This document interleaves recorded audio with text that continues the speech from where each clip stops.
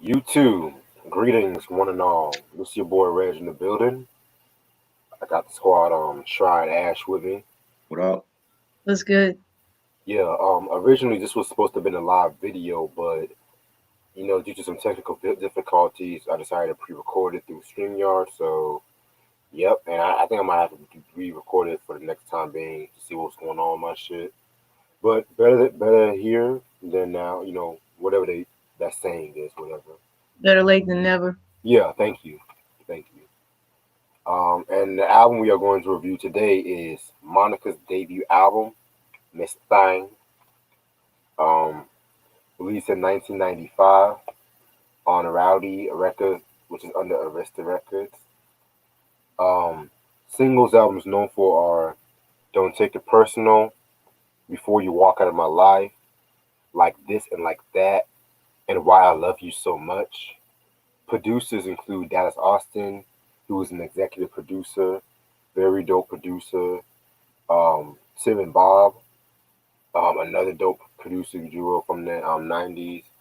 Arnold Hennings, Daryl Simmons, Soul Shock and Carlin.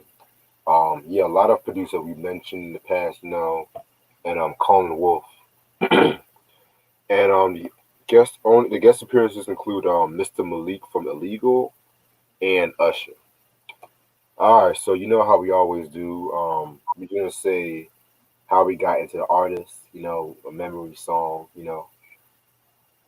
I got into Monica like when the video for Don't Take It Personal came out, and just I remember liking it, and I didn't really know what she was talking about, and then later on, like people was like she's talking about being on her period or whatever and stuff like that, and I remember Dallas Austin, he had started his label Rowdy Records, and you know just setting that whole label up and with legal and all that, and had Mr. Malik being on the album, and I thought she was a good single, and when I heard the album and I enjoyed it. I thought it was great, and she's always been a great singer from day one.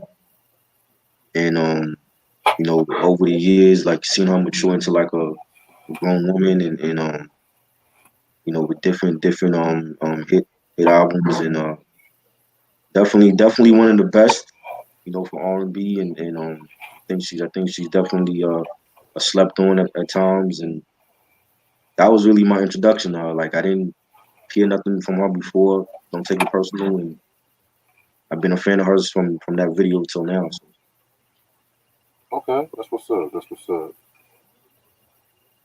Yeah, I didn't get into her stuff until I want to say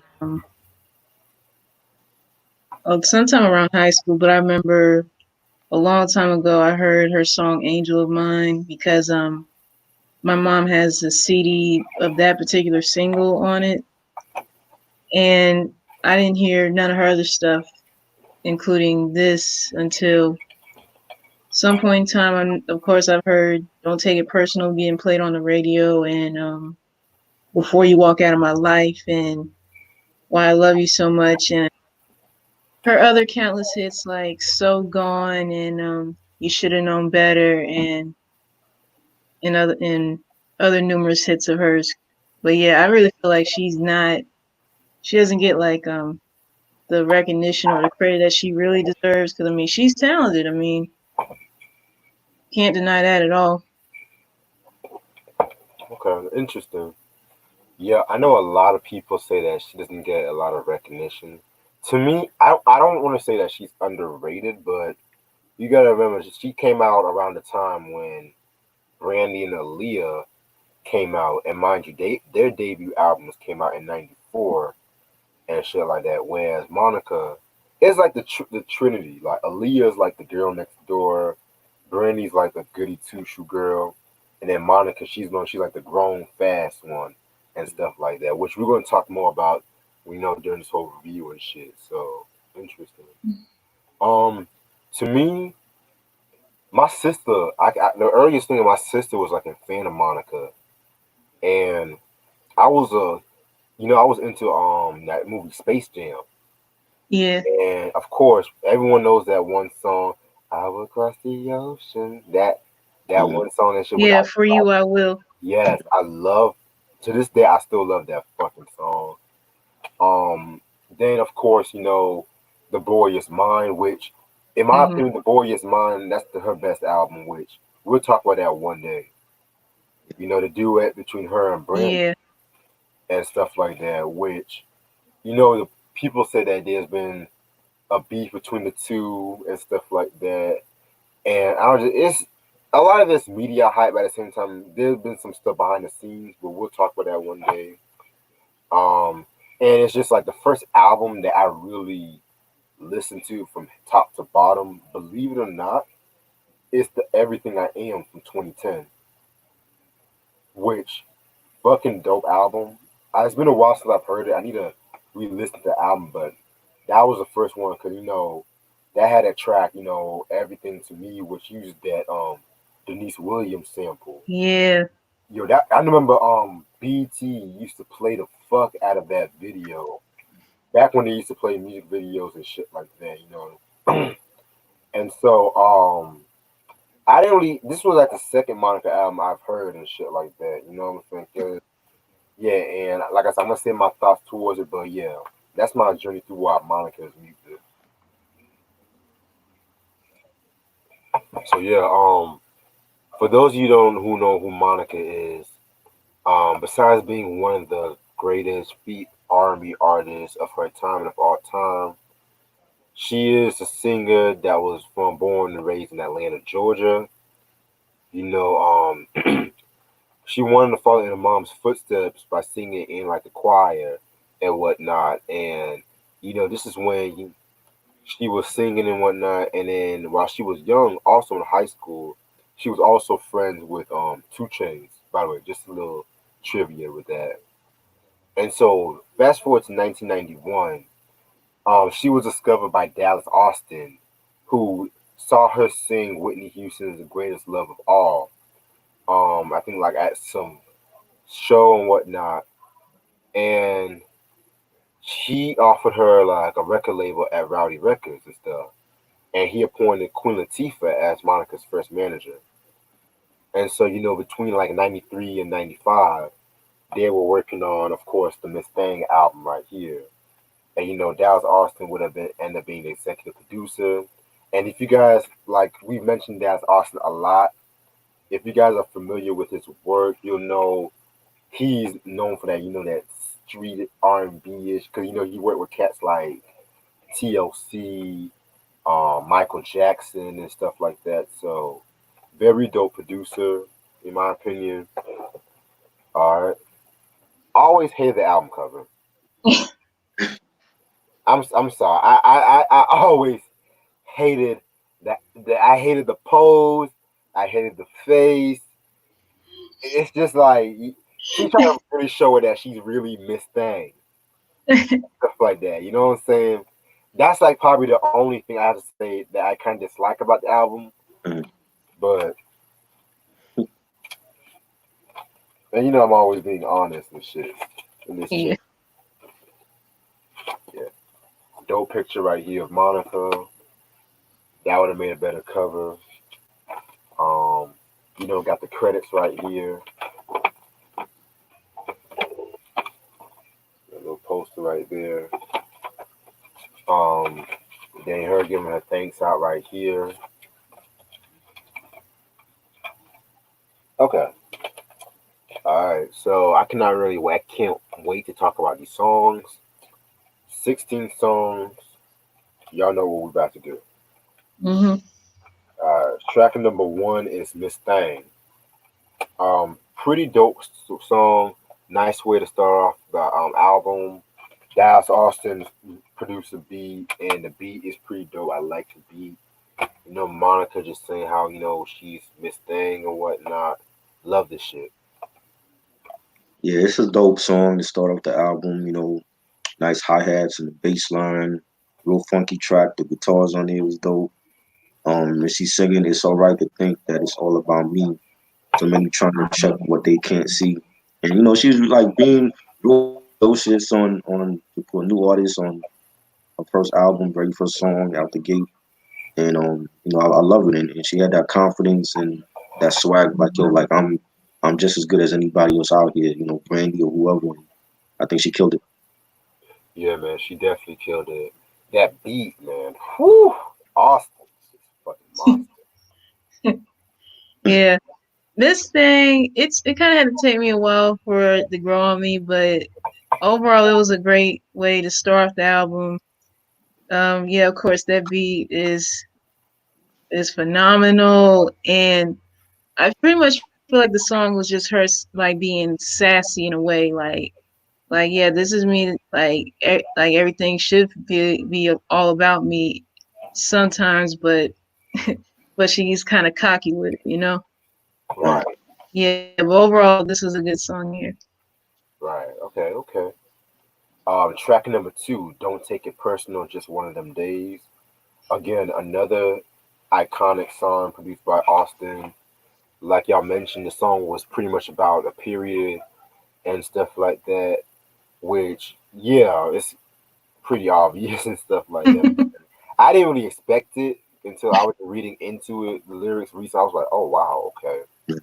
Yeah, Monica's, okay, Monica, already. Second song, we talking about periods, okay. But all in all, very dope song. This is the nice part. Like, let's say if you're at a party and they play a few '90s songs on R&B, if they play this shit right here, everyone is gonna be on the dance floor, bar none, whatnot.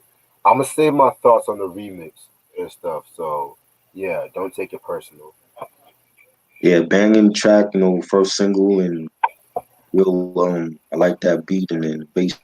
You know, she sampled the LL Cool J backseat from 40 Shots to the Dome, and I love it. That's like one of my favorites on his album, and they use this on the album, and I love it. And you know, she's talking about, you know, just one of those days when females not feeling right or they want to be left alone, and you know, and I loved it. I think it was a great song, nice piano sample on here, classic track. Mm, Don't Take It Personal is a favorite track of mine, not only because it was a single, but yeah, it's relatable to any female going through that time of the month. And yeah, we always have it be in our feelings at times, like just leave me alone. It ain't, it's nothing personal. It just ain't today ain't the day for it. And yeah, I love that Dallas Austin did his thing on this track here too, and the fact that LL sample "Backseat of My Jeep" was used with that because I could not get over it because I was like, yeah, I've heard that song before as well, and I could not imagine them picking a sample that didn't fit perfectly with the song. And overall, bang up job. yeah, man, that LL track that she used was pure genius and stuff, in my opinion. Mm-hmm. Track number three, Like This and Like That, featuring Mr. Malik. To be honest, this track was okay. I was only too big on Mr. Malik's part, to keep it real with you. I kind of got a little bored when his part came through, and then he tried to do that little slick Rick thing with the English accent. I was like, fuck it. But if it was like a Monica solo track, I would have liked it a little bit more. But yeah, it was not. I love it. I think it's dope. You know, again, another banger. The beat, the bass line, the pianos. Monica's singing "We Messed Around for Too Long." I need a commitment to make me feel like I belong to someone. And then Malik, like Reg said, like yeah, this little slick Rick flow, and yeah, some good lines. You know, it's written on your can. Can I slob it too? Of course, I got the source to put on the barbecue. That was some clever lines, but yeah, he did have like his little slick Rick swag on here. I think it was dope, and it's a shame we didn't get like that Mr. Malik album that everybody was waiting for. You know, Marley G came out before him from Illegal, but I definitely think it was a banging track. Yeah, like this and like that is I want to say at least like a third or fourth favorite of mine off this album here. Overall, it was a good song, but yeah, yeah, but yeah, that rap was, I'm sorry, wasn't all that good to me. If it was just Monica straight through out of the song, I wouldn't have a problem with this. But overall, good track. Right. Yeah, respect, respect. All right, next track, Get Down. Pretty solid track. This was produced by Tim and Bob. Yeah, man, pretty solid track. Monica, on her groom woman shit, pretty much. Yeah, I love it. Another banger. That bass line by Tim and Bob. They were always known for like, when they did the R&B joints, like that bass line was always like one of the main stars of the track. When right. they did John B. What's that song he did for John B? They don't know. They don't know that joint. The bass line for that was like one of the stars of the track, and I love this track. It's a real banger. The beat was dope. Monica singing, "Take the time to learn my ways, then we can flow." And basically, she's just telling the guy like, if you can't get down with how I am, then take a hike or whatever. And I love it. I thought it was a like, Yeah, Get Down is another favorite of mine. Besides, Don't Take It Personal. I just love everything about it. Just the beat and the bass line and the chorus. Just everything about the song was just perfect. Facts, facts. Next track, With You. Yeah, this was another song I pretty much liked. Just talking about how she likes spending time with a significant lover and stuff like that. Love the chorus, so play me a melody in a minute what you find, something to roll to, yeah, very dope track right here. yeah, this was a nice track. Real quiet storm type of track. Nice ad libs, beat, the bass line, the keyboards, the guitars on here. Monica's singing, so drive in your car, baby, and come over here. We can go anywhere. I just want you near. Just telling her man, like, yo, like I want to see you now. Hop in your ride, that we could go drive around the town or whatever. And thought it was dope. It was like a nice love ballad with a nice beat. I enjoyed it. Yeah, with you, it was a good song. I'll give it that. Kind of like that innocent, like I can't imagine spending one day without you type feeling. Sentimental type song here. Overall, it was good. It was cute. Yeah, Facts. Track number 6, Skate. Very dope song. This should have been a single, in my opinion. yeah, It uses the classic one way sample. You all know that song. Everyone knows that song. Cutie pie. Yep. Yeah, man. Everyone knows that. It's like a roller skating, cookout kind of song and shit like that. right. Very, very, very dope song. Yeah, very dope track. Yeah, this was dope. I liked it. Had like a roller skating jam type of feel, dope disco beat, bass line. Got the horn samples on there, and Monica singing the Sunday night. We're about to have a ball. The place is packed.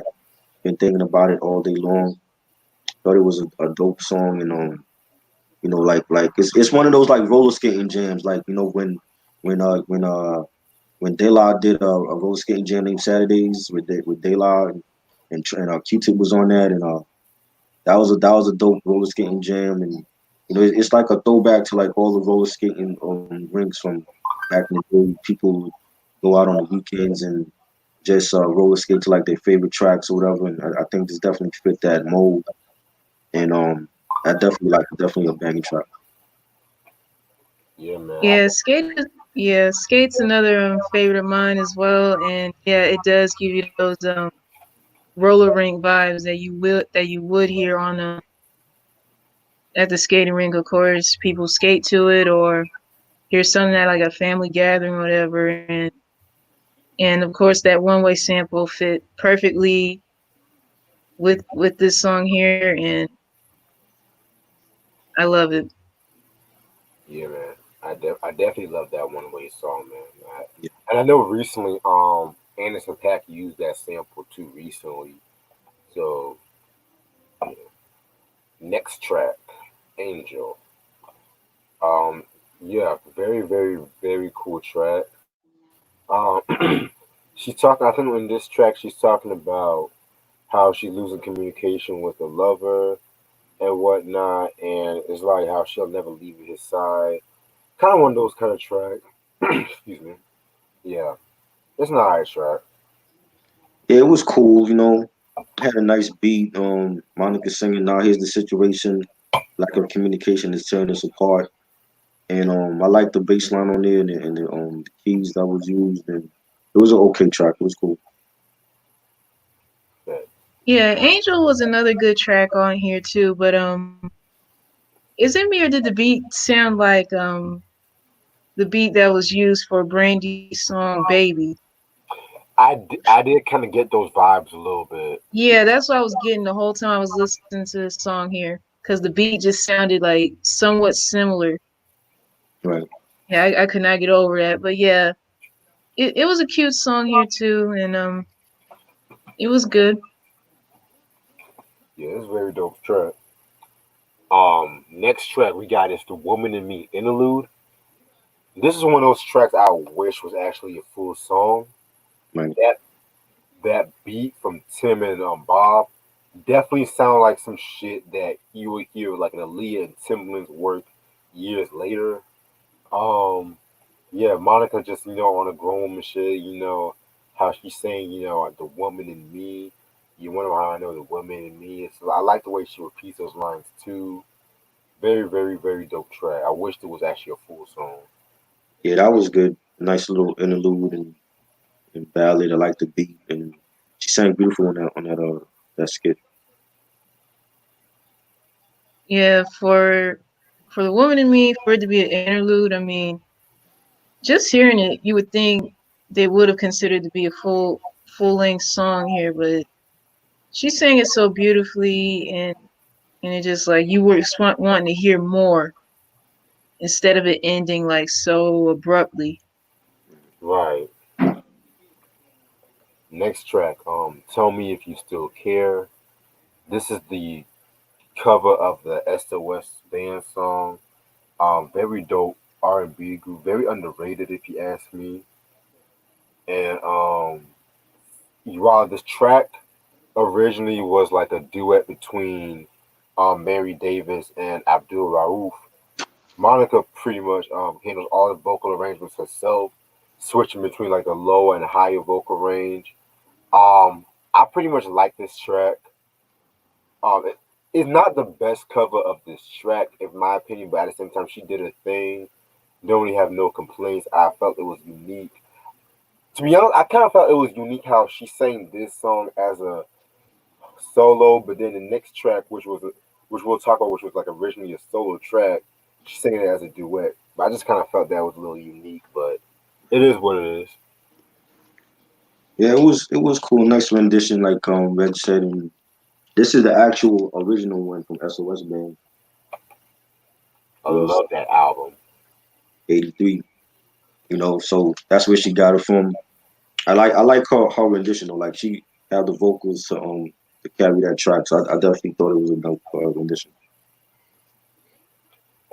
Yeah, her rendition of this SOS song, it it was good. It was something that I would not expect her to do, and of course, in the original, it's like a duet, but for her to do it just by herself and to change it up, like in the tone of her voice when she's singing it too, speaks volumes to her abilities as an artist. And I give her kudos for the effort and all, but yeah, like even though it was good, nothing beats the original.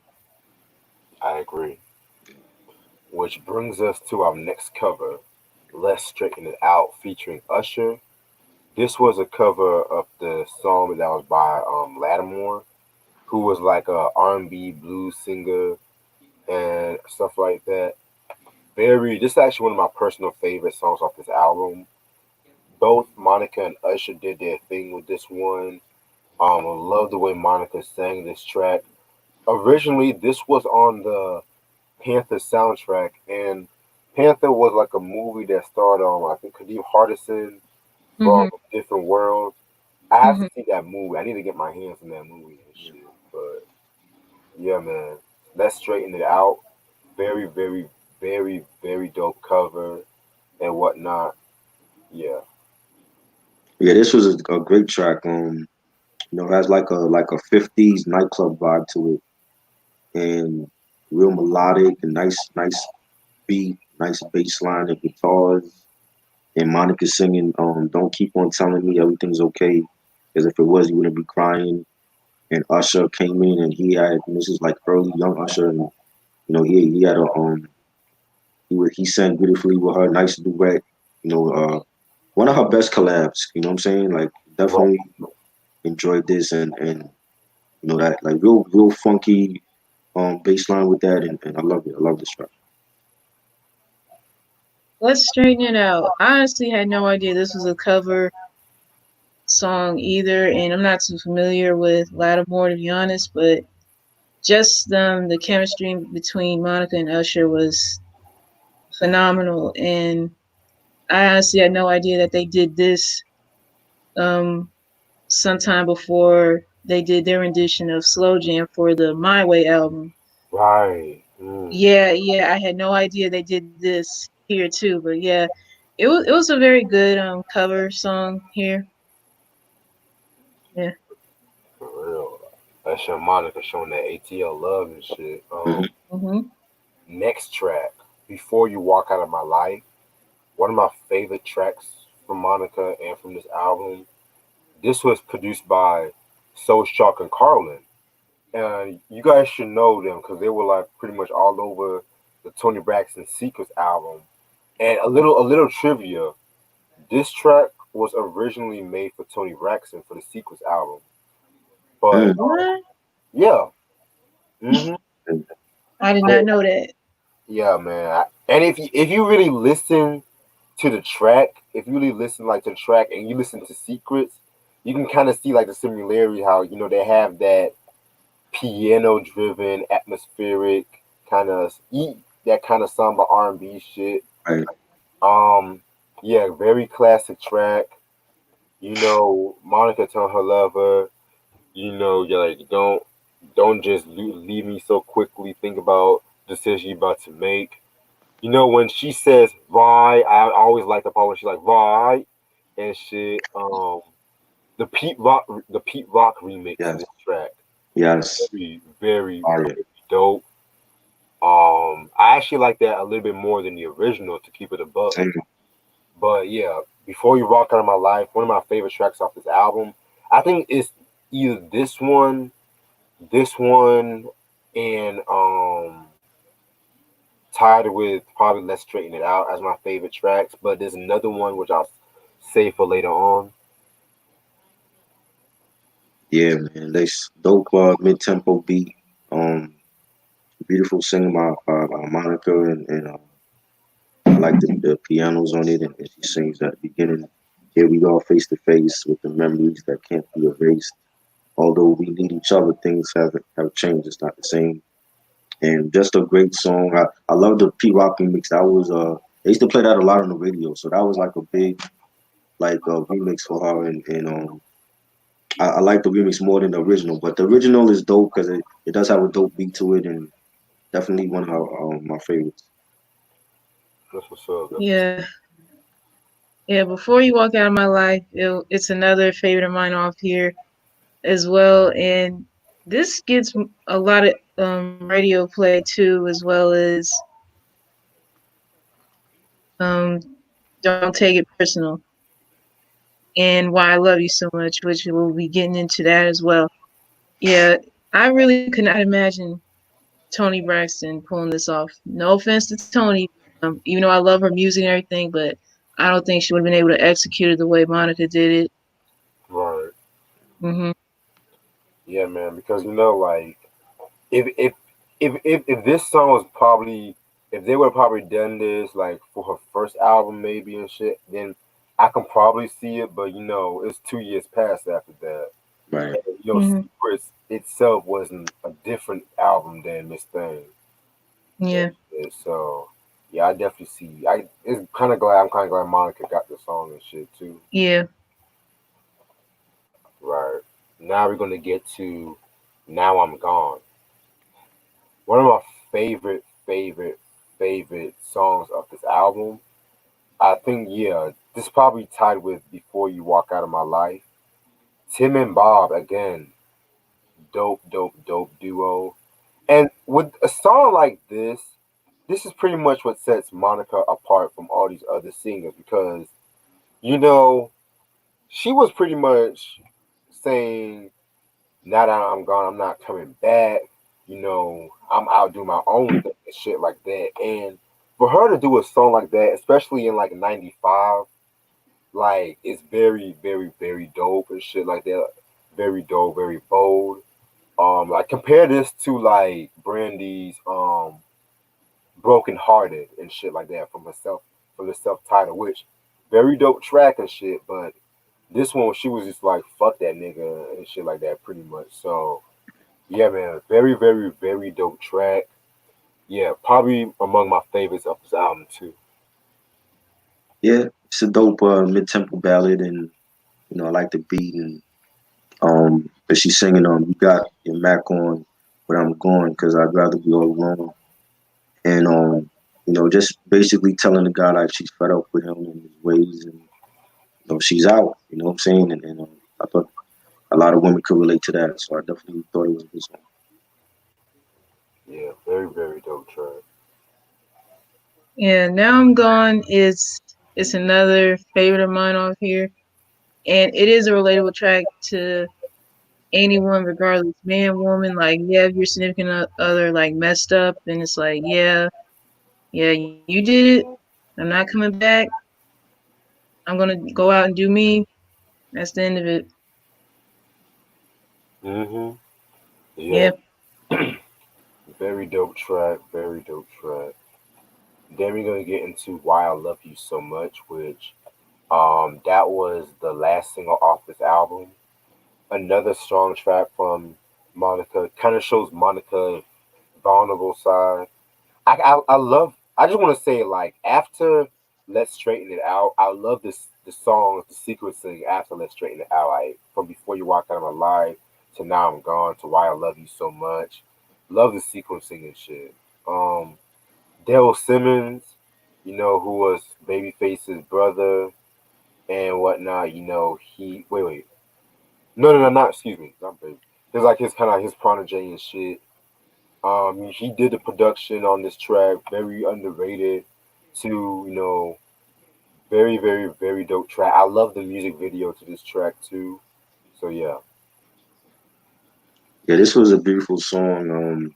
Another mid tempo track, nice beat, and Monica did her thing on here, and when she sings, "You got a tender, sweet love that weakens me and takes me over me whenever we touch," and just a nice track. I love it, and it's definitely a classic Monica song. yeah, classic, very classic track. Why I Love You So Much is it's a very beautiful song, and it's one of those songs that you can never forget.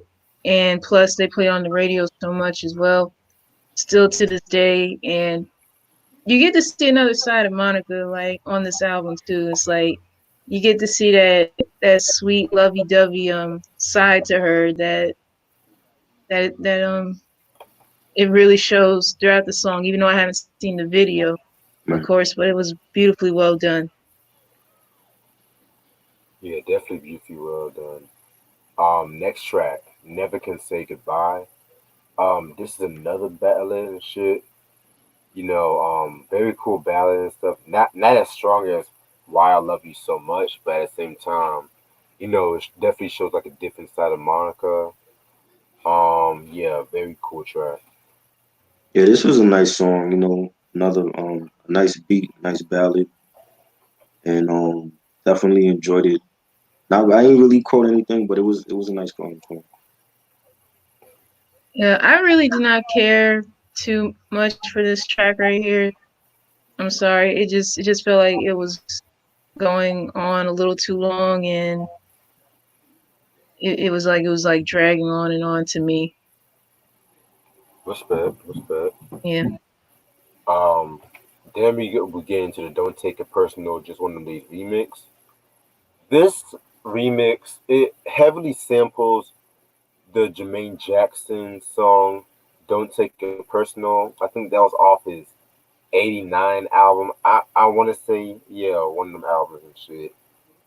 Um, yeah, remix was pretty cool. It definitely it's kind of like the Quiet Storm alternative than the other single and shit like that. Yeah, pretty cool remix. I like the way how Dallas flipped that sample and shit. Yeah, That's the Don't Take It Personal remix. yeah. Yeah. Oh shit, I didn't hear it. I thought we was on the last track, Forever Always. Well, No. the version I got the remix and shit. Oh, that's the last Yeah, track. the version I got has the remix on here too. Oh, I didn't know that. Yeah, I Forever can't. Yeah. Always after.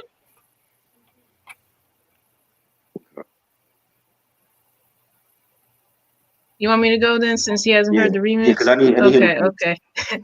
Yeah.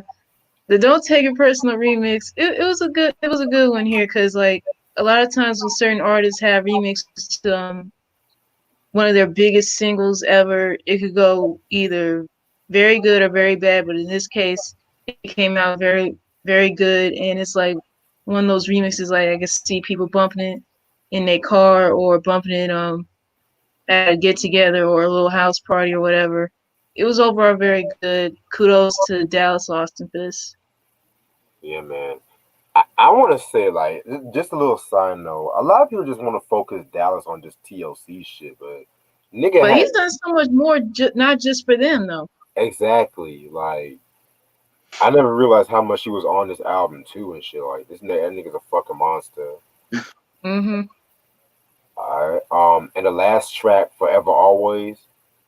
Um, this track was okay and stuff like that. I didn't really care too much for it.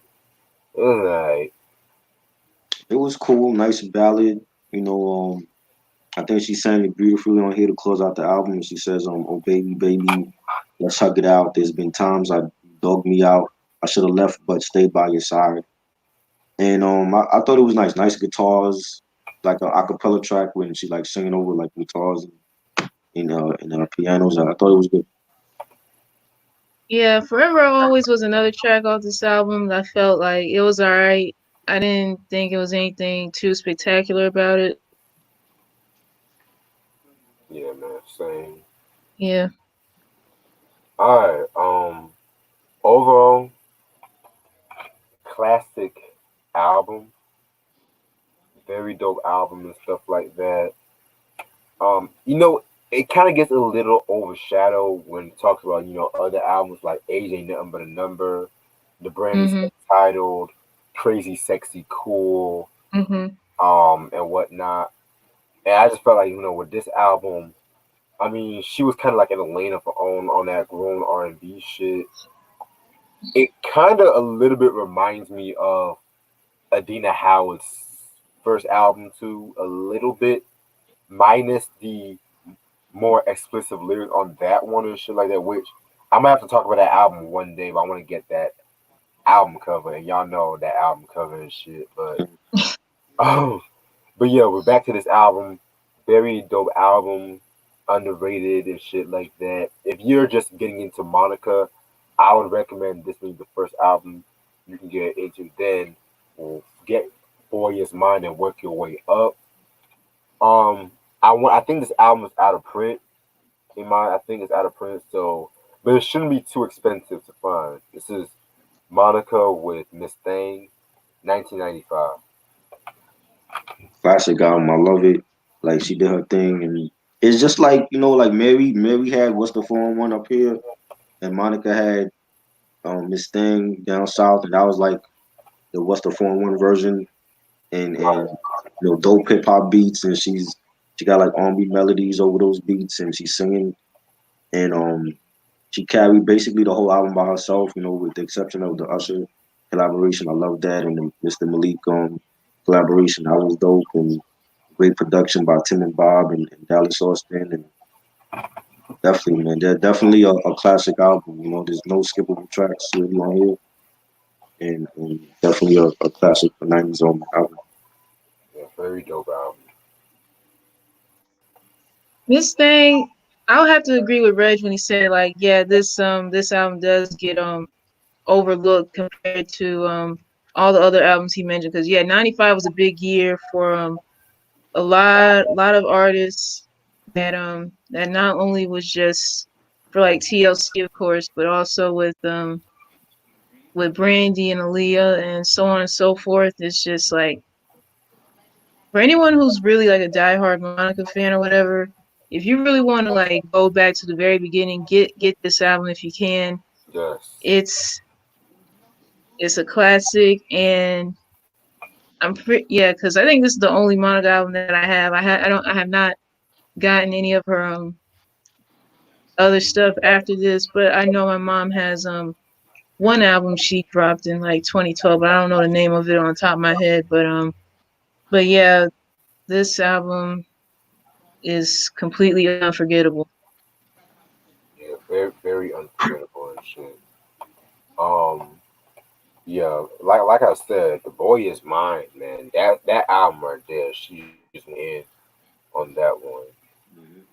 Mhm. I need to get my hands on the album one day. Yeah. But, but yeah, very dope review. Had a good time with this one. Yeah. What'd you think of the song that Monica and Brandy did years later? All belongs to me. I actually believe it or not, I actually like that. Yeah. I actually Okay. liked it. Okay. Yeah. Yeah, it Yeah, was cool. yeah, because like when it comes to like Brandy and Monica, they I can always guarantee they're gonna make some dope shit. When it comes to R&B. Compared to like a lot of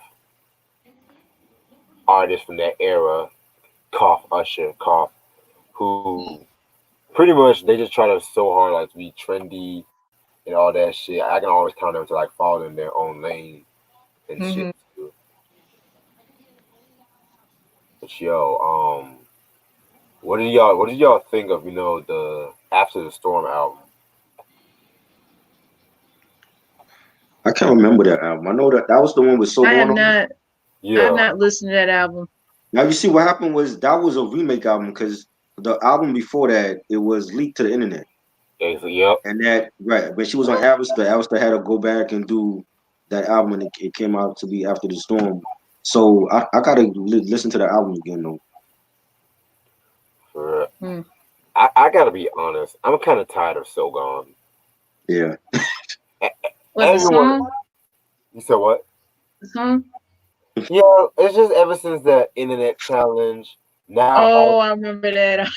now everyone's just playing that song all of a sudden, and it's just like even before that challenge, they weren't even big on that song like that. And then, I'm just tired. I'm just kind of tired of that track. I like it, but I can only listen to it in small doses. I know exactly how you feel because like there's only so many times I could hear it, but then after a while you kind of get sick of it. For real. Every time I hear that, I'm like, ah. But wait. I know that beat was used for for a song that Snoop, Warren G, and Nate Dogg did. mhm. Yeah, so fly. Yeah, I remember that. So, yeah, I know. I'm about to get some shit from Hoovy pretty soon. I was You listening know to. when? You said what? You know when? Knowing Hoovy, probably by the weekend I'm gonna get it. He ships Oh, fast okay. as fuck. Yeah, it was crazy too because I was watching some shit about fucking Beyonce. I was watching some shit about Beyonce and shit like that.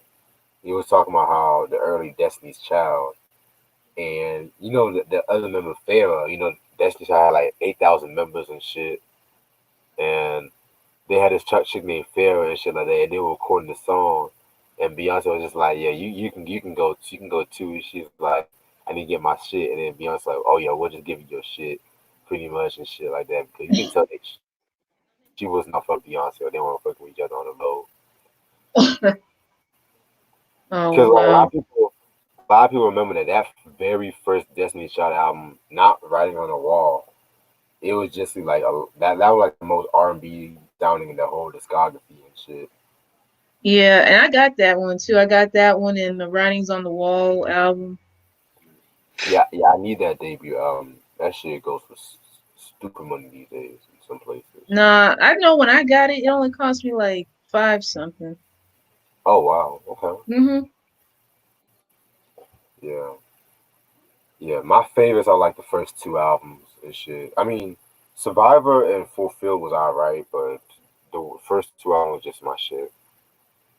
I don't have Survivor nor Fulfilled, but I think my dad has that Survivor album. True. Hey Ash, what do you think about the whole Diddy cutting off Lizzo's twerking and shit? Oh my god. Well, I know last time I checked, I know that he ain't her father. Like what does he have any say in what she does anyway? She grown. She's doing what she want to do. Like let's be real. I don't. I don't Mm, get that. I think he just needs to step back for a bit, get somewhere, and sit down somewhere, and just it's kind of funny too because they were saying how he was trying to hype that other girl up when she was doing her little dance and shit like that. Oh But god. here's my thing. Mhm. Here's my thing about this whole shit was if he's trying to do, and I'm not like a Puffy fan like whatsoever, but Hmm. if he's trying to do some shit like try to provide like the positive for this coon scene, why y'all twerking and shit? That's just my thing. Mm, Why y'all fucking twerking? But Lizzo mm. stop twerking everywhere. Every fucking where she's twerking. That's like okay, we get it. She loves to twerk. Yeah, and I'm not saying nothing's wrong with that, but don't Mm, overdo it. yeah. Shit, what's next? You gonna twerk at the Oscars and shit? Like,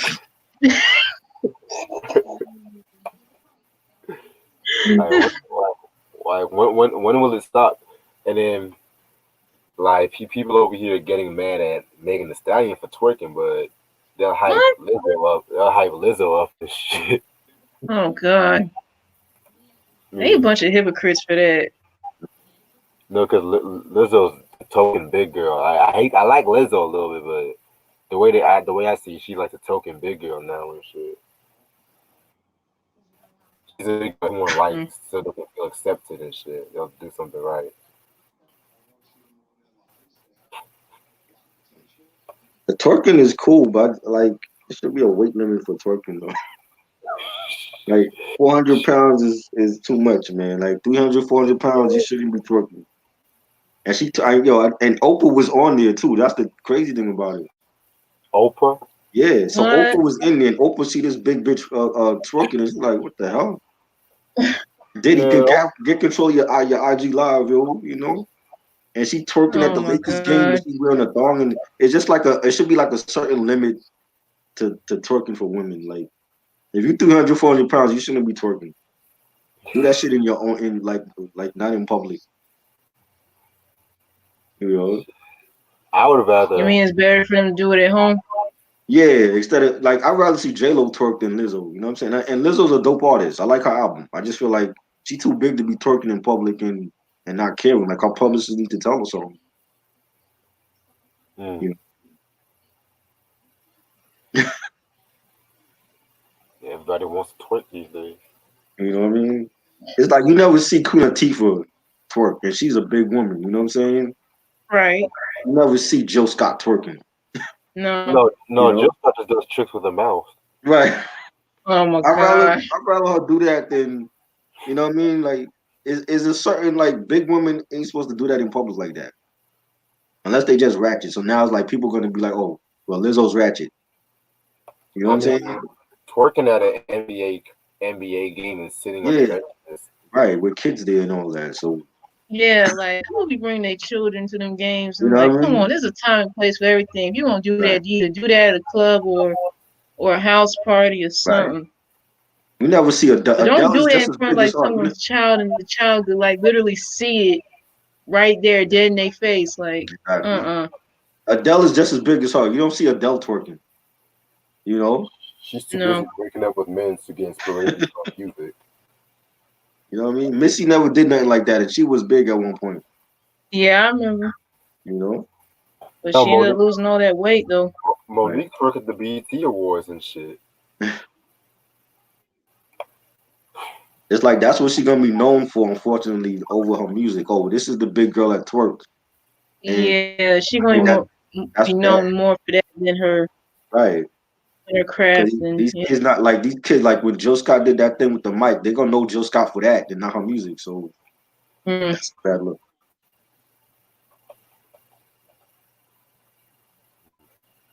So next week is the end of Empire. Oh Lord. Yeah, I kind of stopped watching Empire at some point. Saying, Like I forgot what season I was even on to be real, but I know they have all the episodes on Hulu, so Yeah. I may go back and watch depending yeah, on what mood I'm in. But hey, I knew it was gonna happen at some point because even after that whole Jussie Smollett situation, I'm like, they're not gonna recover from that. Mm-hmm. Loki. I stopped watching Empire, but I just want to see how it ends.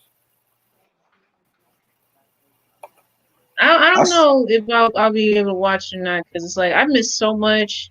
And it's like it's hard to keep track and all that. And hey, I may catch up on it when they do upload it on Hulu or whatever. But hey, not all things last forever. For I was just watching one clip from YouTube. I was like, Andre's going crazy again. I was like, here we go. mhm.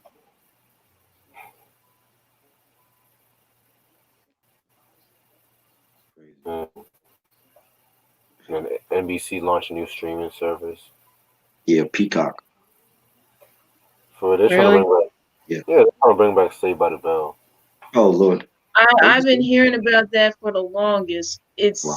It's like it's gonna give people that whole nostalgia again because it was so big back in the day in the late '80s and the '90s, of course. But there's just only so much you can really do. But I heard some stuff like the guy who plays Zach Morris, I guess, being like a politician in this supposed reboot of the show, and I don't know if everyone is really on board because I know the lady who played Lisa, she suffers from mental health issues at the moment, In other words, they and don't want the black girl to come.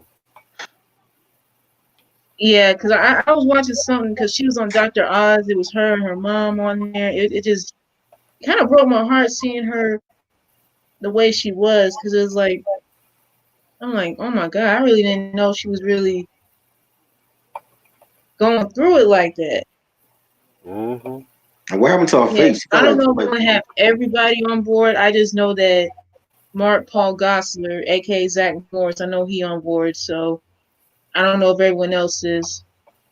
Zach And Morris. then too, I haven't heard anything about Dustin Diamond, aka Screech, in a while. I know he been having run-ins with the law and stuff, and Yeah, we know he ain't coming back. guess mm, not. But yeah, see when I read that they're gonna make Zach a politician, I was just like, yeah, this shit's already trash. yeah. Cause I Yeah, know, they're gonna test it out to see if everybody and their mama gonna be feeling it. Cause I know that's what happened when they did that Beverly Hills 90210 reboot. mm, Yeah, because I watched that and I felt like it just was not the same even after Luke Perry passing away. I'm like, you got everybody except for one of your breakthrough stars who was the notorious bad boy on the show back in the day, and it's like, dang, it ain't the same without him. And evidently, they ended up canceling that because they only ran for like 6 episodes. yeah, that's crazy and shit. I'm still Mhm. shocked like that the motherfucker died and shit. Yeah, because I'm like, he was only 52 and he died of a massive stroke, and I'm like, dang. Because I mean, of course, at one point he was battling cancer too, but still, I was like, dang, I thought he was gonna recover at least from this, but yeah, that was still sad as I don't know what. Exactly.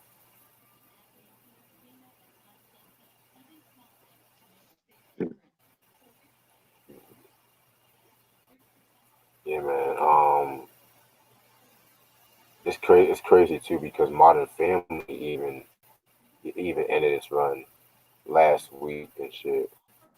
What is? Modern Family.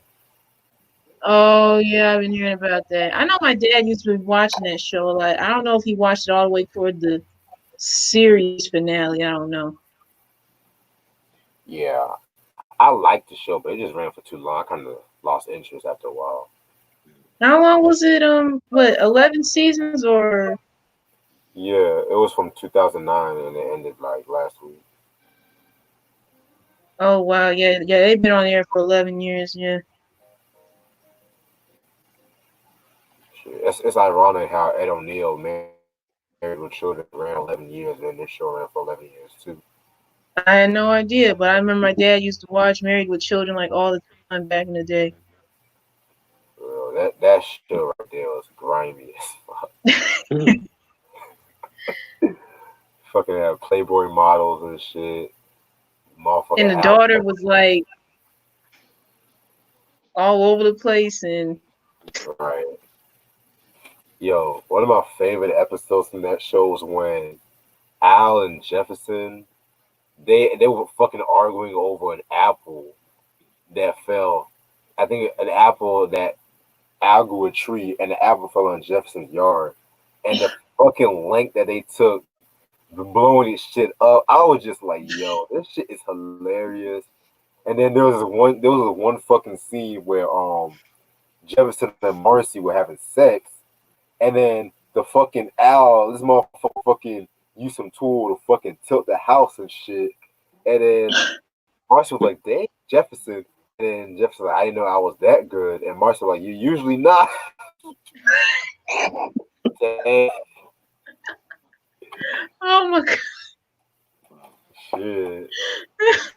Yo, I said Married with Children, that's one of my favorite sitcoms, man. Like, that was when Fox was one of those networks you had to tune in for. Mhm. for real. Fox did Yeah, that but show. I got it got me wondering too, like what does it mean for the Simpsons? Because they've been on the air for the longest. Yo, see, and it's kind of crazy too because low key Fox did Married with Children dirty, in my opinion. Yeah. Hmm. Like, cause like around the time when, according to Ed O'Neill, he didn't like know the show was canceled until I think he was on vacation, and his family said we're sorry about the cancellation of Married with Children and shit, What? and they pretty much canceled the show and stuff like that without telling the cast. And this was a show that put Fox on. Like Oh wow. a lot of people say The Simpsons. No, it was Married with Children that put Fox on and shit. So that's Dang, why I did not know that. That yeah, cause like you would think, like say you're in your final season or close to it, you would want someone to let you know, like, okay, we're gonna be doing this many episodes for this to be the final season. Afterwards, that's a complete wrap from here. But dang, that's crazy. right. So that's why like if The Simpsons ends or if Fox finally decides to pull the plug and shit like that, I don't know how that would happen and stuff like that because that's the last thing. Like even though I'm not like a big Simpsons fan these days and shit like that, I would hate for like how Fox would just screw that show over and shit after like 30 years it ran for the network. Yeah, cause like what season are they on now? Like season 31, going on season 32 or something. I think it's like a 30 or 31st, one of them seasons and shit. I don't know. Okay, yeah, cause I know my dad used to watch The Simpsons back in the day, but he kind of stopped watching it. I don't know, either towards the end of the 90s or what. He just hadn't been watching the latest episodes. Same thing with Family Guy. I mean, I would rather watch the early episodes of Family Guy versus these the latest seasons because right now the episodes is either flat out disgusting, stupid, or just flat out weird, or a combination of all of the three. Yeah, to me, I stopped watching Family Guy when they had this one episode. It was so stupid. It was Peter. I think Peter had this retarded horse or some shit. And next thing you know, he just turned gay. But Oh, I remember that episode. Oh my god, the yeah, episode of the gay gene. Oh my god. but to me, the shit that made me stop watching was when they killed off fucking Brian, and then they Oh brought him yeah, back. I remember that. I could not watch it after they did that. But then Stewie ended up going back in time in order to I guess save Brian. But I'm like, why did they even think about killing him off in the first place? It was like a publicity stunt. Yeah, that was not a good one. Yeah. I think the last episode I watched um was when I guess they were on one of those time traveling adventures again when they had to stop that other baby from killing one of Stewie's ancestors, Oh, that Bertram. preventing him from even existing or something like that. Oh wow. Yeah. But afterwards it just went downhill from there. Yeah, I'm more into Rick and Morty, if anything. Yeah, Rick and Morty, Archer, and I know there's another show that I be watching too. Yeah, it was on Netflix for some time for a little bit called Paradise PD. That show is insane. If you want to talk about it, say you should watch Mr. Pickles. I cannot get into that one. I really couldn't. Oh, try. You see Mr. Pickles? Nah, I heard I've about it though. seen I think at least an episode of that show, but oh my god, that Oh, I got no words for it. yo, if you never watch that shit when you're not sober, that's the thing. Because I was watching this the first episode my friend showed me this demon dog. It he just started killing them all, and then the fucking like owner, like the mom has some big ass breasts or some shit. Oh, that shit was trippy as fuck. No, no, you gotta watch Paradise PD on Netflix. That show was crazy.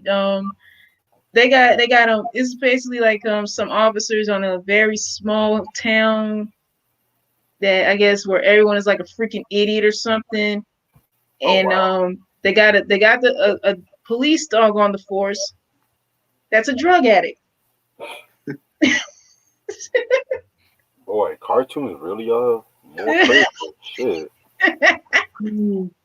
Shit. Back when I was growing up, we were going up to fucking Tommy and Chucky and fucking Freakazoid and shit. Now Yeah, motherfuckers. yeah, Freakazoid was so underrated. I got both seasons of that on DVD. Shit.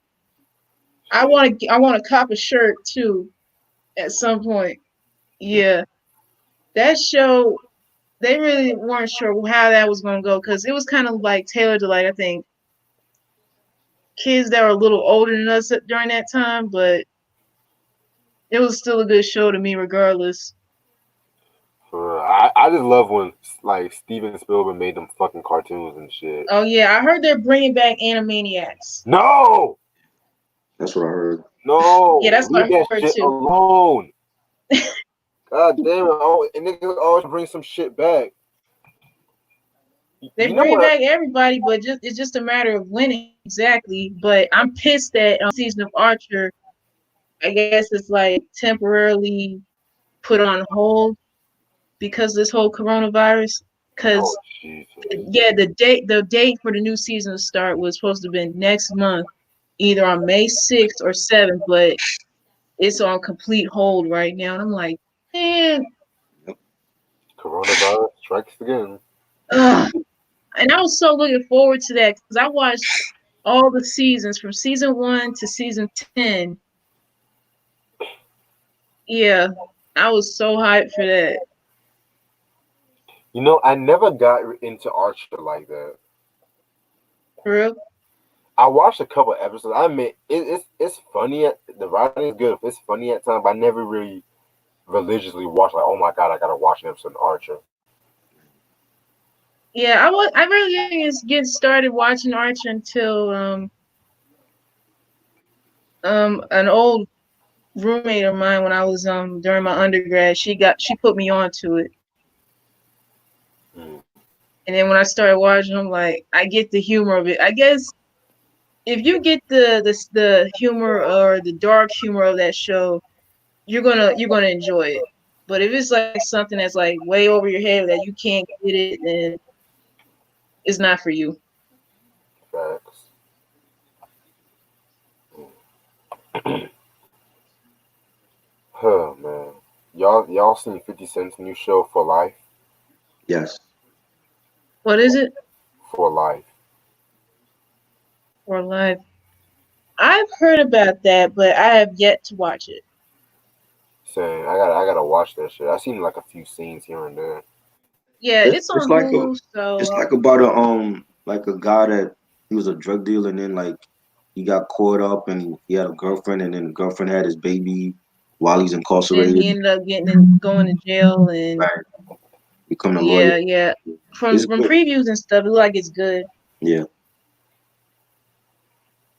Mm. Have you ever watched what's that show that had Kerry Washington and Reese Witherspoon in, and I forgot the name of that show. Not Scandal, is it? No, not Scandal. I said Kerry Washington and Reese Witherspoon. Ooh, okay. It's on Hulu. Is that the one where Kerry Washington made some weird face and that became like a meme or some shit?